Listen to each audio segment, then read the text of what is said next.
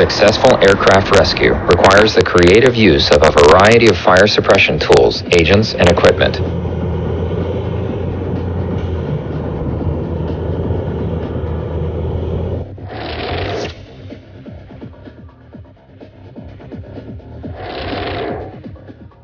Firefighters should know the purpose and location of each tool.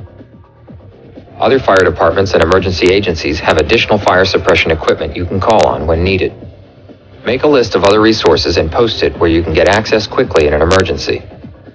Fire suppression tools and equipment present many hazards. They should only be used by trained and qualified operators wearing protective equipment and clothing.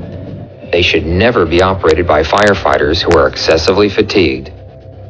Firefighters should perform routine scheduled inspections of tools and equipment to ensure that they are in good working order and service to proper levels. Differently equipped response vehicles are used to suppress fires for various types and sizes of aircraft. Every ARF vehicle is equipped with two-way radio systems to communicate with other ARF vehicles, air traffic control, and other fire stations. ARF vehicles have flashing or rotating beacons and are painted to contrast with the background environment.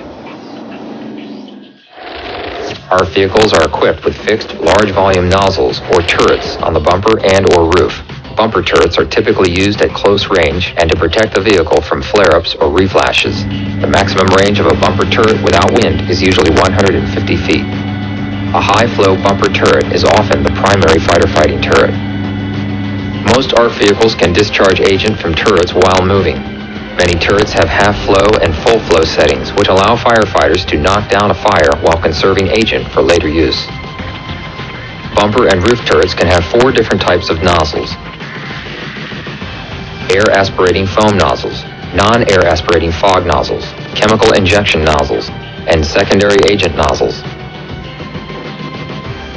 A non-air aspirating fog nozzle provides greater reach and stream distance than an aspirating nozzle. It also provides a protective wide fog setting for high radiated heat situations. In some instances, it may be quicker to extinguish a fire with non-aspirating nozzles than with conventional low expansion devices. There are fewer air bubbles in foam, so it is denser than aerated foams.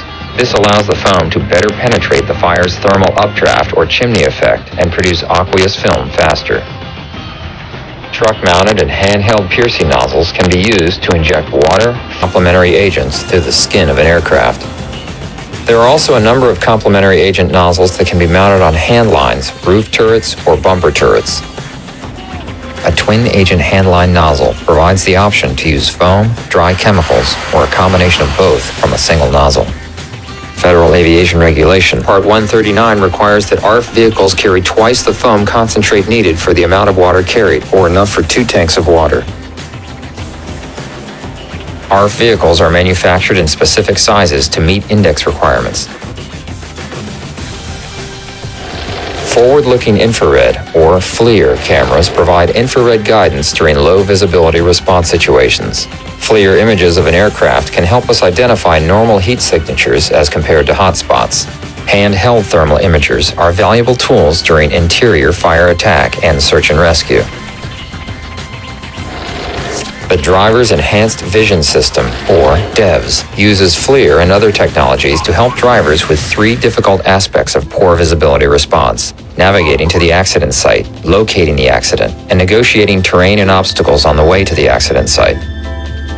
DEVS can be implemented as a standalone system on an ARF vehicle with no tracking or communication capability, or as a fully integrated system with an emergency command center. The DEVS navigation system provides the ARF vehicle driver with the vehicle's location and helps navigate to the accident site.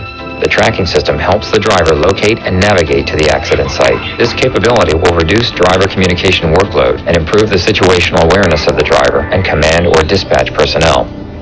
The DEVS Low Visibility Enhanced Vision System uses FLIR or a comparable low visibility enhanced vision technology to improve visual awareness in smoky, foggy, or dark environments. Lifting devices, or airbags as they are commonly called, are available for special operations at accident sites. These bags can generally be used anywhere there is a need to lift large or heavy objects. Other equipment includes devices to shore up damaged areas or spread or cut through difficult material, in addition to stabilization kits, collapse and containment kits, and expandable struts. Firefighters should make themselves familiar with the equipment available. Our vehicles are specially designed for airport firefighting. They are complicated to drive and require a high level of skill to operate. Firefighters must be properly trained in their use and operation and be able to demonstrate proficiency in the skill sets required to safely and efficiently operate the vehicle and all equipment. Improper operation can result in unnecessary damage to the vehicle or firefighting components, injury to personnel, and hampered response efforts. Hand lines are used to extinguish small fires that are inaccessible to turrets or for the application of complementary agents. A hand line may have to be moved around wreckage, across uneven and slippery terrain, and extended via ladders into the aircraft. The longer and larger the hose, the harder it will be to deploy and maneuver. Most fire departments require 2 personnel for a 1 3/4 inch hose. If your organization is operating with minimum numbers of personnel, you may want to use the lighter and easier 1 1/2 inch hose. Airports serving larger jet aircraft may want to use pre-connected hand lines of 200 feet or longer to reach most areas of the incident scene and aircraft. Most pre-connect discharge valves on our vehicles are manually operated. These are valves that can be remotely operated from the apparatus cab or automatically opened when the hose line is pulled taut. Additional hose bundles or packs can be carried to extend existing lines or connect to apparatus structural panel discharge outlets.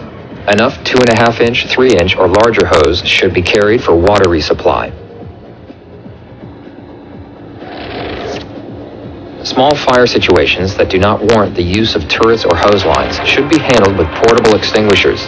The NFPA recommends a minimum of 2 approved portable fire extinguishers on our vehicles. There are handheld extinguishers for all 4 classes of fire, A, B, C. They are usually pressure or cartridge operated. Water extinguishers are good for Class A fires. A Class A foam concentrate discharge tip can be added to make water extinguishers more effective on Class A and B fires. Almost every ARF vehicle will have some type of dry chemical extinguisher, but ABC-rated dry chemical is not recommended for aircraft fires because it has a messy Class A extinguishing mechanism. Dry chemicals can also be abrasive and corrosive and can contaminate expensive aircraft avionics. Our vehicles should also carry some type of non-conducive clean agent extinguisher, such as Halon 1211, Halotron 1, or carbon dioxide agent. ARF apparatus should also carry some type of Class D portable extinguisher to put out combustible metals, such as magnesium and titanium. Aircraft parking and hangar areas will often have large wheeled extinguishers available. Consider using these systems before discharging a vehicle-mounted system. Inspection of portable fire extinguishers should be part of regular maintenance. The extinguisher pin or actuator should have an intact lead wire or plastic seal. Look for any obvious damage or abnormalities when inspecting handheld equipment. Read the label to make sure it is the appropriate extinguisher for the fire situation.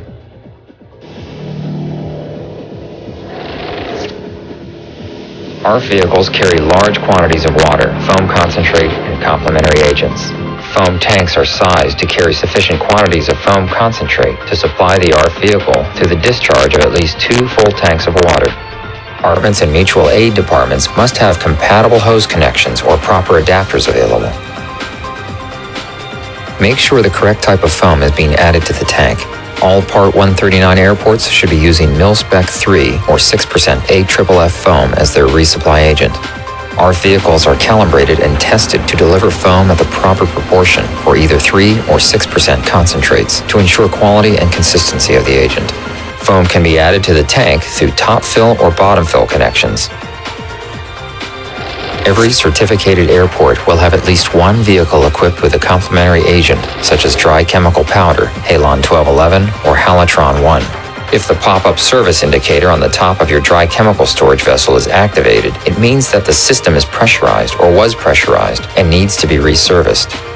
As a general rule of thumb, cylinder pressure of 17 to 1800 psi is required for the proper operation of vehicle complementary agent systems.